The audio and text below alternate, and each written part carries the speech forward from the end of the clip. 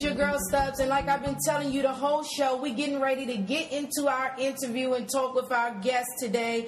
We've been talking about homelessness. You know, the network has been collecting socks. We're now collecting toiletries so that we can give to those in need, because there's a great need for people out here that are in need. So I am so glad to introduce our guest for today, Mr. Eric Sheptok. He's here to speak out for the homeless. I guess it would be homeless advocacy. Yes. And I'm telling you, before we even started this interview, we were talking here in the studio, and my spirit is just touched, because as we go through this interview, if you were here with me, you would see that his spirit is just so amazing. He's still he's encouraging me. You know, he had, through his testimony, through his trial, and we got something good that we're going to announce at the end of this interview. But I want you guys to call up, dial up, tell him to tune in, because he's speaking out for the homeless community, and you need to do something to help. And if you can help him as you're listening to the interview, make sure you email me at leapoffaithshow@yahoo.com, because Mr. Shepton this is going to be a good interview. I'm just ready. So, welcome. Well, thank you. He has a great deep voice. Yeah. Listen to the voice. Very white in the building. So, how you feeling today? Fine. Yourself? I'm great. I thank you for coming in to speak with me on the Leap of Faith Network and our listeners, to encourage us and build our faith as well.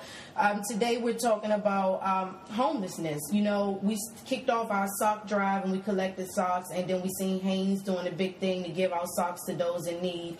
And then we said, you know what, let's do a full year of giving. You know, we don't have much, but if we all collaboratively work together, we can do a mass of things for a mass of people. But so thank you to all those that mailed in those socks, and continue to mail in socks and mail in toiletries, because toothpaste, soap, and things like that are needed.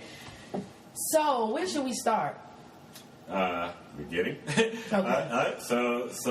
Well, don't take over my interview, Mr. Shepton. Okay, Mr. Shepton. I know you. Okay, so no. But let's start. So, how did you become homeless? Let's start here. Well, I was working at Shands Hospital in Gainesville, Florida. I worked there for 6 years, from May of '88 to February '94. And then there was a lady who I'd known for about 5 years who began to act rather awkwardly, and I was concerned about her. So I kind of figured out that she was the victim of repeated rape at the hands of her stepfather. Okay. And so then when I figured it out, because she'd thrown me so many hints, I tried to help her, and she shut down on me. And long story short, she kind of made it look more like a harassment issue. And then when my supervisor came to me about it, I just got so upset. You know, I explained to him that I was trying to help her, and then I just got so upset that he even implied that I would do that kind of thing, and I just walked off the job. And at this time, you were in like your mid-20s, so yes. You didn't, and living in where, Florida, right? In Gainesville, Florida. I was working at the University of Florida, and this was Valentine's Day of '94, which is the day before my birthday.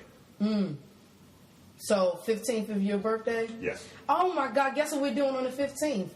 We're actually going to be doing a live drive to collect toiletries at a salon to give out. So maybe you could come down and represent and help spread the word about it. So after you left from Florida, where did you go then?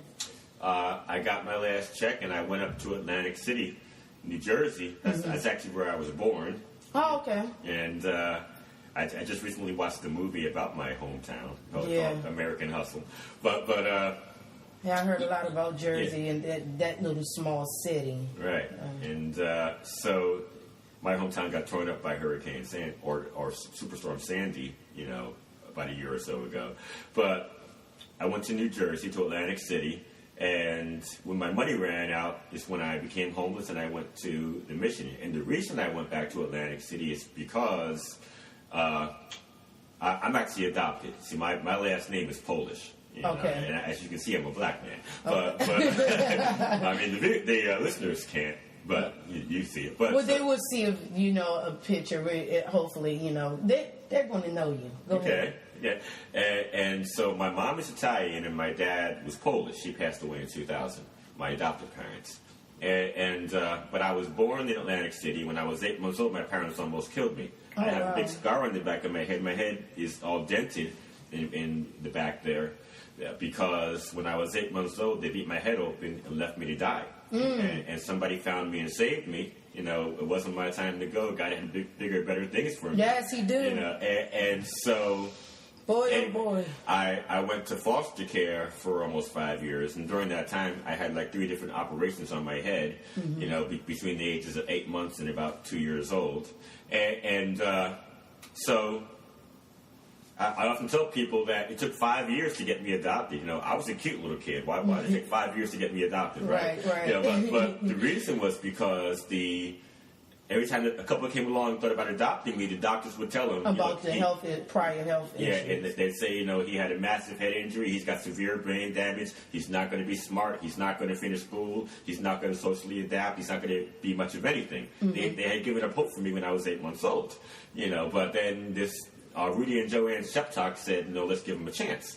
And they did, and contrary to what the doctor said, I did finish school. Not only did I finish school, I was an honor roll student. Amen. And in my senior year, I graduated with a 96.3% for the entire year. So doctors are smart, but they're not perfect and they're not God. That's right. And they're not God. That's the main thing. God has the final say. Exactly. And so you can't let them get you down. But my parents. They had 7 natural kids, and they adopted 30. So they raised 37 kids. Wow. And I sadly, I have one brother who passed away in 2007. He was 31. He died from a kidney disorder. I took him out rather quickly, actually. And his name was Jonathan, which is my middle name. But my mom has 36 surviving children. She has 42 grandchildren and 6 great-grandchildren. She turned 76 this past August. I went down in 2013 and 2012 for her birthday. She actually lives in Florida, not far from Gainesville. But so that was kind of my upbringing, and because of the size of our family, we were always in the limelight. My parents were asked to be guest speakers at different churches and Women's Aglow meetings and pro-life meetings and so forth. So why would you go back to Jersey instead of going to Florida? Because I had thought about just finding my birth parents and finding out what exactly happened and which one did it, why they did it, making the whole a connection. Story. Right.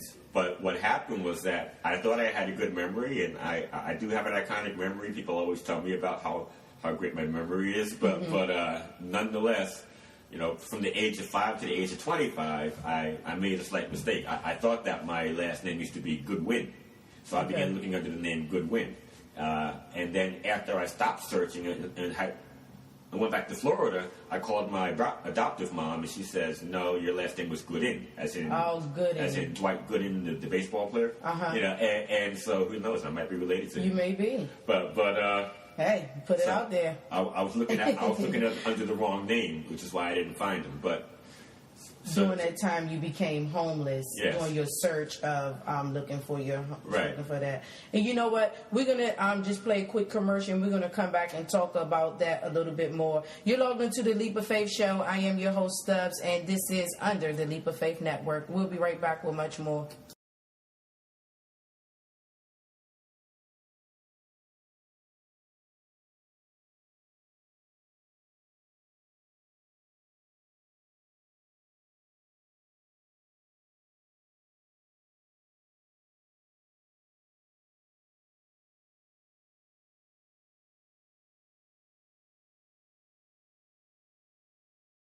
The Leap of Faith Network is a faith-based network with the purpose of spreading faith all across the nation.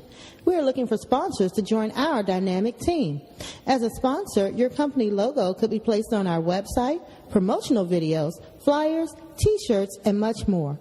Put your company name behind a network that's doing positive things to help build the lives of others.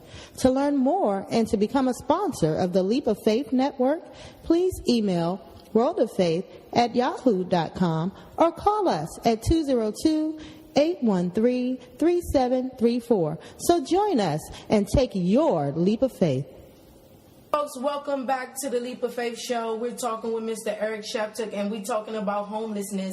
The goal this year is to help people to do more, get out and be more of a blessing to others, and not just think about yourself, because the small things that you take for granted are very important and special to other people. Things that you throw in the trash is treasure, even not just your man or your woman, your products too. All right, so Mr. Sheptock, let's get back into our interview. We were talking about you going to New Jersey looking for your family. So it wasn't actually drugs that led you to being homeless, because a lot of times people think, oh, just recently I was thinking something like that. Well, maybe it was drugs, or maybe it was this, but it's not that. It's a combination of things that don't even include drugs in your situation. Right. It was more so of, I would say, the lack of support, or meaning you didn't have your family there to say, oh, I'm going to my aunt house, my sister house, my uncle down in this place house, and things like that. So how long were you homeless in the New Jersey area before you were able to get out of that situation? I was homeless between New Jersey and Philadelphia for about 6 months. Back at that time, you could pay $3 and ride the train from Atlantic City over to Philadelphia. So that's it's like being next door almost. Okay. Anyway, so I was in that area for about 6 months before I headed back to Florida, and then like you said, it wasn't drugs, and many of the homeless people who use drugs or drink heavily developed a habit after they became homeless. Due to the stress and all that you're going through, trying to numb the pain. Right, exactly. It's a coping mechanism, but it's not what made them homeless. And the thing about it, though, is that no matter why a person became homeless in the first place, if they stay homeless long enough, things kind of spiral out of control. Yeah. And employers don't want to hire you if you've been unemployed for at least 3 years. And then when you're homeless, you develop bad credit, and then they don't want to hire you because you have bad credit. I've seen them use the credit argument on jobs that don't even require good credit, such as driving a van. And you know what? That's funny that you bring that up, because a lot of jobs have that thing where if you don't, and it's part of the law now, if you have bad credit, they can deny you the position, and that's a way for them not to hire homeless people in a way, because it is a discrimination that if you look at it really. Yes. Because what about the person that needs a job that's down? Because everybody isn't doing good, which kind of go with this saying, the rich get richer and the poor get poor. Exactly. That's how that downhill spiral. But go ahead and finish. Yeah, right. Make sure that you continue to check out our YouTube page so that you can hear part 2 of our show on homelessness here on the Leap of Faith Show.